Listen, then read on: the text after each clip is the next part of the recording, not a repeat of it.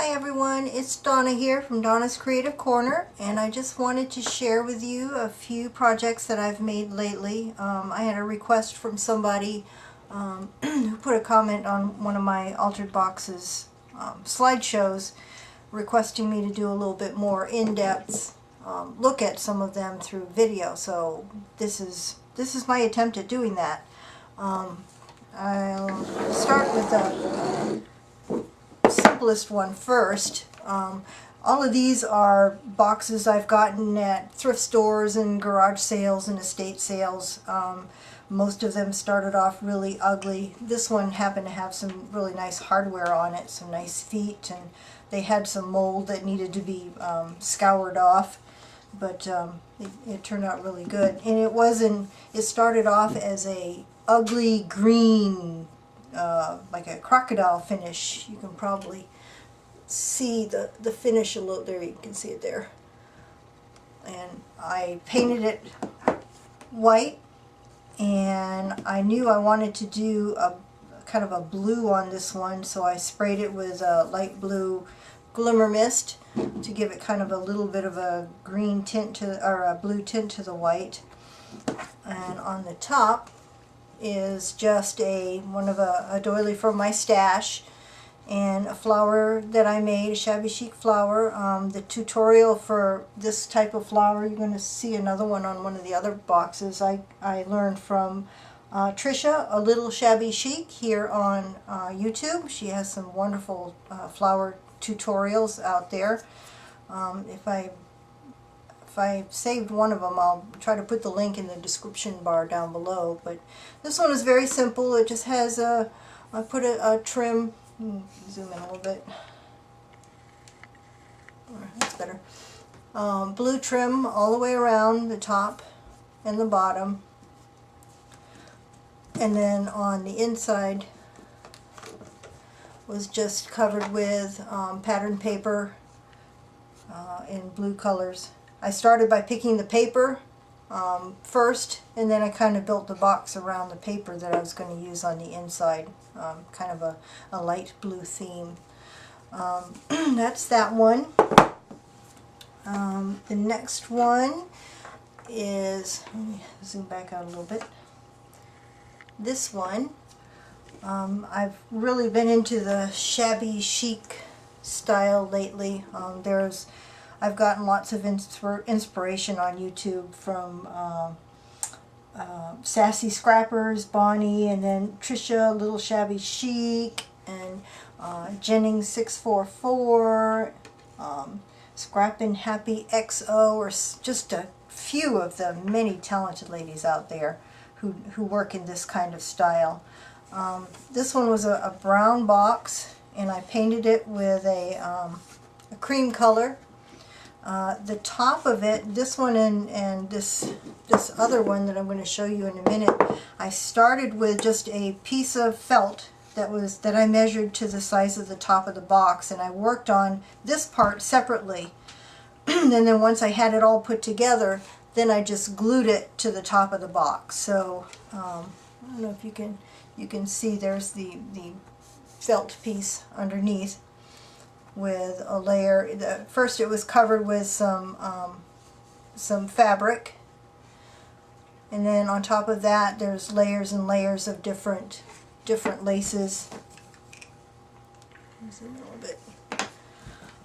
A couple of layers of lace. There's a big doily underneath here. Oops. I'm going to try to stay in frame. I'm not used to this camera angle. Some appliques. Wedding appliques here and across the front. Okay, there we go. The shabby chic flower, like what was on the previous box, with a little tiny doily on top of that and a button center.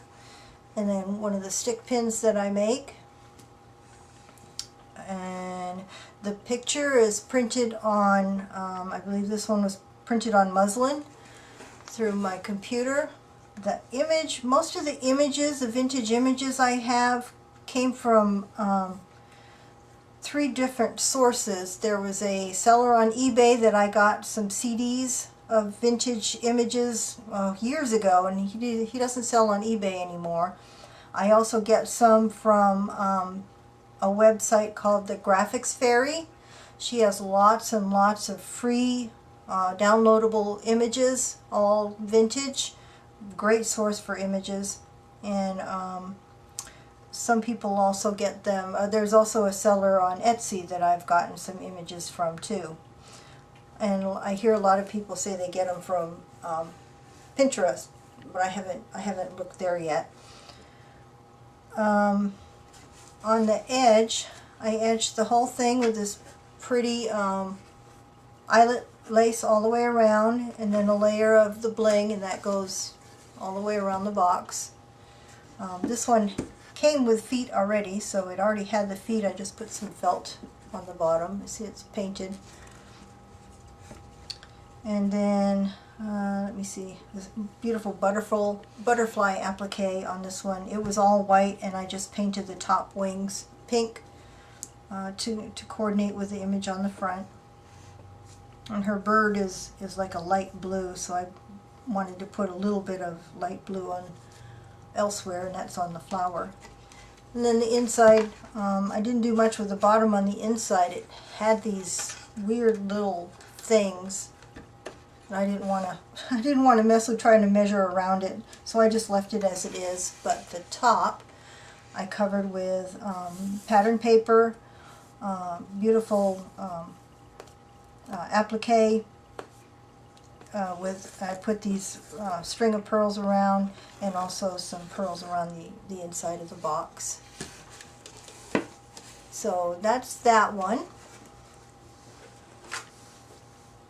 And then this one was just a plain. It's a nice weight. It's a very nice heavy box. I painted it white.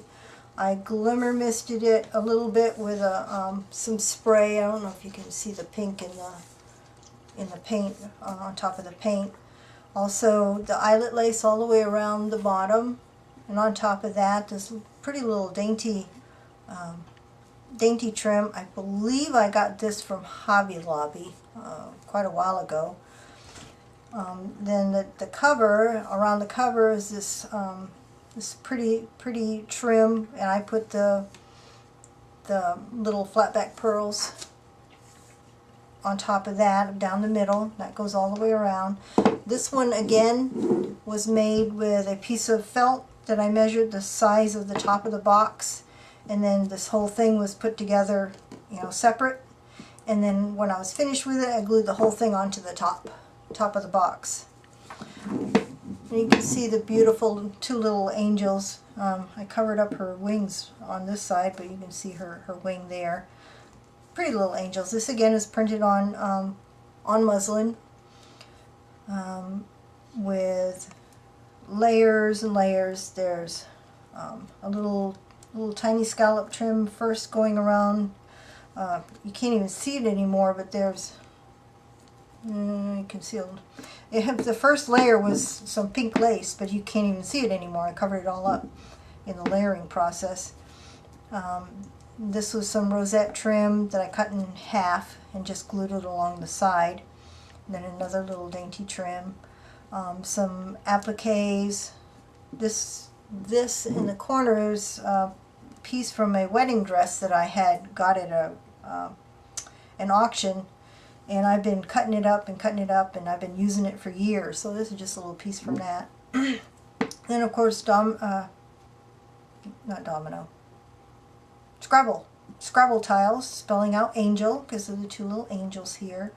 And this is just a single piece of rosette trim with a couple of little mulberry flowers around the edge, and another piece of this trim stuck in the back there.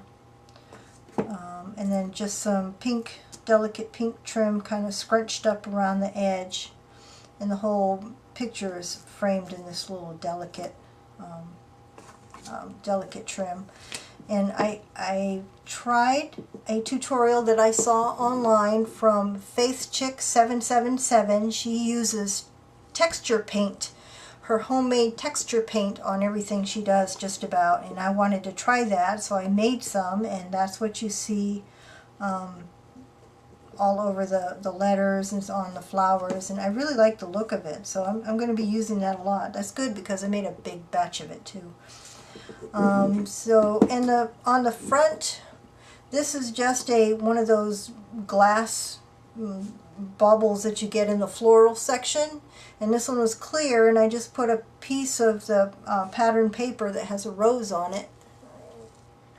Oh, I don't know if you can see that, but there's a rose underneath there, and I glued that to the back of the glass piece, and then I glued the glass piece onto the box, so that's my handle. The feet of the box they come from the wood section in Michael's. They're dolls, clothespin doll stands, and they work perfectly for feet on boxes. They're just the right height, and they're nice and sturdy, so that's the feet on the box. I use those a lot. And the inside, the bottom is just, I put felt in the bottom. The inside of this one was this ugly green, nasty, dirty felt, which I peeled all the way off and sanded it all down and recovered with felt and some pattern paper along the inside, and then some pearl trim around the edge to hide the seams. And then the cover is just pattern paper. I believe it's K & Company, if I'm not mistaken. And then little tiny flowers from I Am Roses in the corners. So that's that one. I love that image. And then last but not least, I was getting tired of doing the whole shabby chic white thing, so I decided to try something a little bit more bold. This particular box was just a plain, it's really pretty wood. I mean, it's very pretty wood, nice and substantial. So I didn't want to hide the prettiness of the wood too much. So this trim that goes around the edge it comes attached on both sides, and I just cut it down the middle, so you get 2 for the price of 1 with this. So that goes all the way around. On top of that is some Venice trim that I got in a big lot of stuff from eBay that I bought last year sometime. I have a share on that. Then on top of that, some bling trim. The feet are little spools, and then I just covered them with a little bit of white trim. Now this top, same thing, white felt, measured the size of the box, and then I covered it with all my layers and then attached it to the box.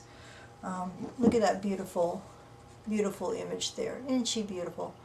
I love this era with where the women wear these humongous big hats. Some of them are just ridiculous. Like, how do they hold their head up wearing those things? But this one here is so beautiful. It's so dainty and delicate. And I put some stickles on the spray of flowers that she's holding. And layers around it, a little bit of trim, a little bit of some trim to match the maroon that's on the box. Some applique in the background there. Some big bling trim along the edges. And then I tried something different. I was in Michael's this weekend, and I saw, I think it's by Prima, they have some zipper flowers. And I was looking at it and turning it this way and turning it that way, and I had bought a whole bag full of zippers at an estate sale a little while back. So I have like a whole bag of them. So I thought, oh my, I can make something with those. I wasn't sure because I don't sew. So I tried making some zipper flowers, like I've saw made by Prima. And this one, I made 2 different ones. I started with a white zipper, and I cut it in half, and And there are some tutorials on YouTube on how to do these. I looked at several. This one I just rolled it up straight all the way around. And this one I twisted it as kind of like you do the twisted fabric roses. And I like this one better. I like the variation in it. Well, this one's pretty too, but I like this one. So this particular box, the top came off altogether. It didn't have any kind of hinge system, and I wanted it to have a hinge. So what I did was I put some grosgrain ribbon,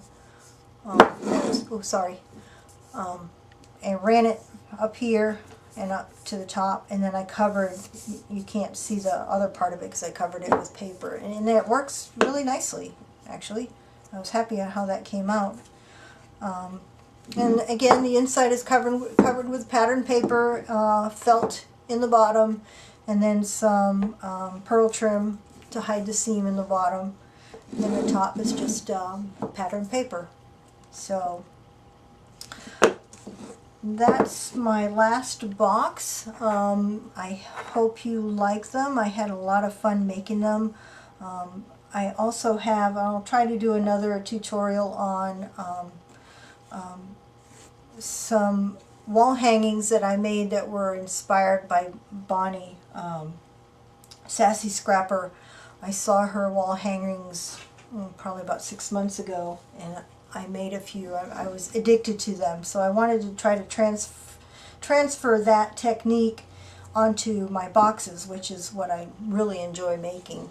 So, well, I hope you like it, and if you have any questions or you want to see anything in detail on how I did it, just let me know. Thanks, and have a good day. Bye-bye.